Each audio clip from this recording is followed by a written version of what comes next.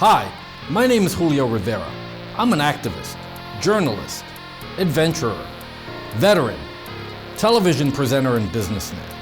I've covered many of the major historical events going on around the world over the past several years, and after watching regime changes, conflict, and historic elections globally, I've come to the conclusion that the most underreported crisis in the world today can be defined in only one word: malware.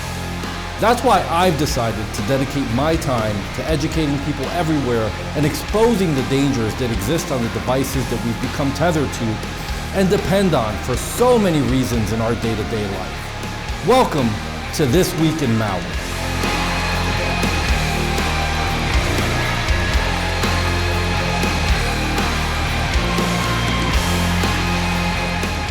On This Week in Malware, we'll be covering the hackers behind Netwalker Ransomware take on a research institution working on a coronavirus cure and successfully extort over $1 million. The newest variant in the open source stupid ransomware family, Try2Cry, is worming its way onto computers utilizing USB drives, and hacktivist group Anonymous says popular Chinese app TikTok is malware.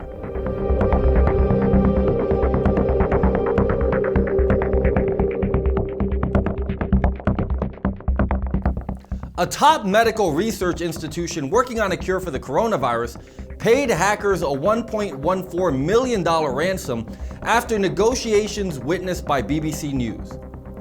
The hackers behind Netwalker Ransomware attacked the University of California, San Francisco on June 1st of 2020. In a frenzy, IT staffers for the university unplugged computers in an effort to stop the malware from spreading. An anonymous tip-off enabled BBC News to follow negotiations in a chat that took place on the dark web. Security experts say these kinds of negotiations happen all the time, sometimes for even larger sums, and against the advice of law enforcement agencies. Netwalker Ransomware has been linked to at least 2 other malware attacks on universities in the spring of 2020. Netwalker Ransomware operators negotiate a 7-figure payout. The dark web homepage utilized by Netwalker Ransomware looks much like a standard customer service website, with a frequently asked questions tab, a free sample of its software, and an option for live chat. It also has a countdown timer ticking down to a point in time when hackers will either double the ransom or delete the encrypted data. After being instructed to log in, the communications between the university and Netwalker Ransomware began. 6 hours later, the school asked for more time and details of the hack to be removed from Netwalker's public blog. The hackers noted that the UCSF made billions a year and then demanded a payment of $3 million.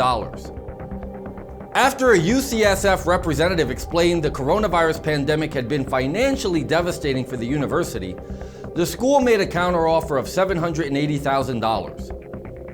After 24 hours of back and forth negotiations, UCSF said it had pulled together all available funds and could pay $1.02 million, with the criminals countering that they would not go below $1.5 million. Hours later, the university came back with a final offer of roughly $1.1 million, which was accepted. The next day, 116.4 bitcoins were transferred to Netwalker's electronic wallet while the decryption software was sent to UCSF. UCSF is now helping the FBI investigation into the matter while working to restore all of its affected systems. The university told BBC News, "The data that was encrypted is important to some of the academic work we pursue as a university serving the public good. We, therefore, made the difficult decision to pay some portion of the ransom, approximately $1.14 million, to the individuals behind the malware attack in exchange for a tool to unlock the encrypted data and the return of the data they obtained." The Netwalker ransomware attack proves that even in the midst of a pandemic and race to find a cure to save lives, the for-profit hacking industry only cares about one thing: making large sums of money.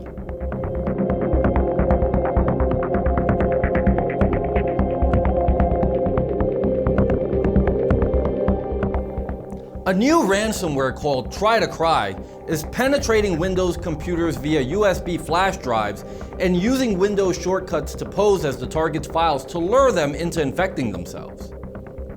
Try2Cry Ransomware was discovered by G-Data malware analyst Karsten Hahn when a detection signature designed to identify USB worm component was activated during the analysis of an unidentified malware sample.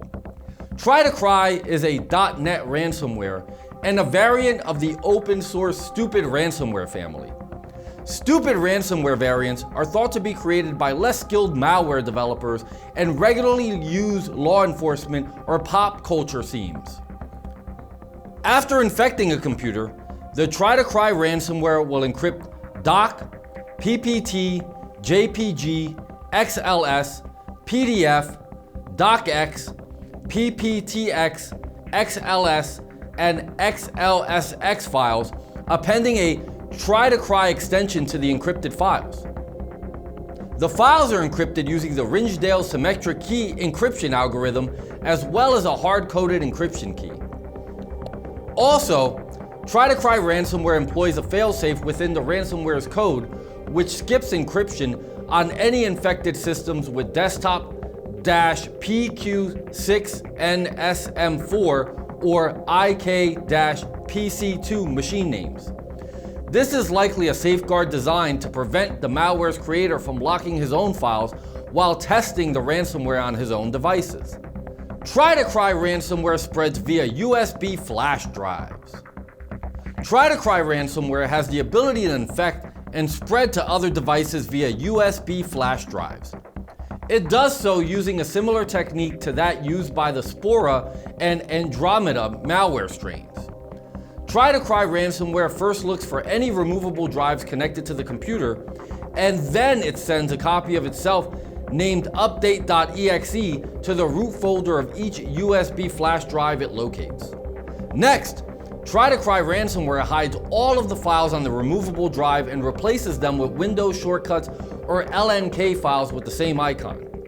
When clicked on, these shortcuts open the original file and launch Try2Cry ransomware's update.exe in the background. Luckily, another similarity between Try2Cry ransomware and other stupid ransomware variants is that Try2Cry ransomware is also decryptable, a telling sign that it may have been created by someone with very little programming experience and will hopefully be eradicated in the not too distant future.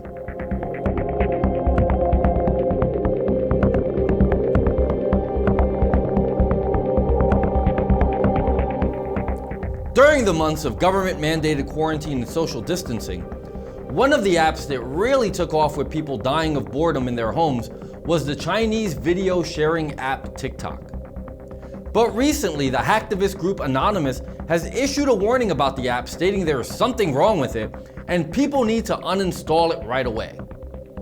According to the official Twitter account for Anonymous, people should warn anyone they know to stop using the app.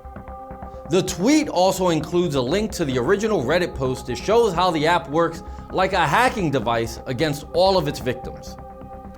Anonymous calls the app Chinese malware, allegedly being used by the Chinese government to run a massive spying operation.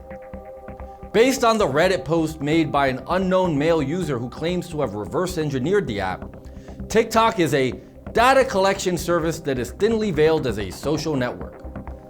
They provide users with a taste of virality to entice them to stay on the platform. Your first TikTok post will likely garner quite a bit of likes, regardless of how good it is, assuming you get past the initial moderation queue if that's still a thing. Most users end up chasing the dragon, said on the post. According to the post, TikTok's logging data is remotely configurable unless you reverse every single one of their native libraries and manually inspect every obfuscated function. Additionally, once users install the app, the CPU type, memory usage, disk space, and hardware IDs are allegedly being saved by TikTok. There have been many warnings posted recently regarding Chinese apps, including popular video conferencing app Zoom. But many people have ignored warnings and continue to utilize the app. Maybe since this new warning about TikTok comes from a professional hacking group, the infamous Anonymous, people may actually listen. Time will tell. You know, as I think about the dangers that exist online, not unlike the subjects we learned about in this video, I know I feel a lot better having an anti-malware program like SpyHunter installed in my PC, providing me the protection I need against malware, and I think you should too. SpyHunter 5's strongest features are found in its malware repair capabilities. SpyHunter 5's remediation algorithms dive deep into your system to remove and address complex malware issues affecting PCs today. While many anti-malware products only flag and quarantine malware and ultimately fail to fully remediate the root problem, the SpyHunter 5 remediation algorithm detects, quarantines, and programmatically repairs malware problems on your PC. SpyHunter 5 is a powerful PC utility that repairs malware threats in many cases where other competing anti-malware and antivirus programs may fail. To detect and remove malware for free, go to enigmasoftware.com and download SpyHunter today. Thanks for watching.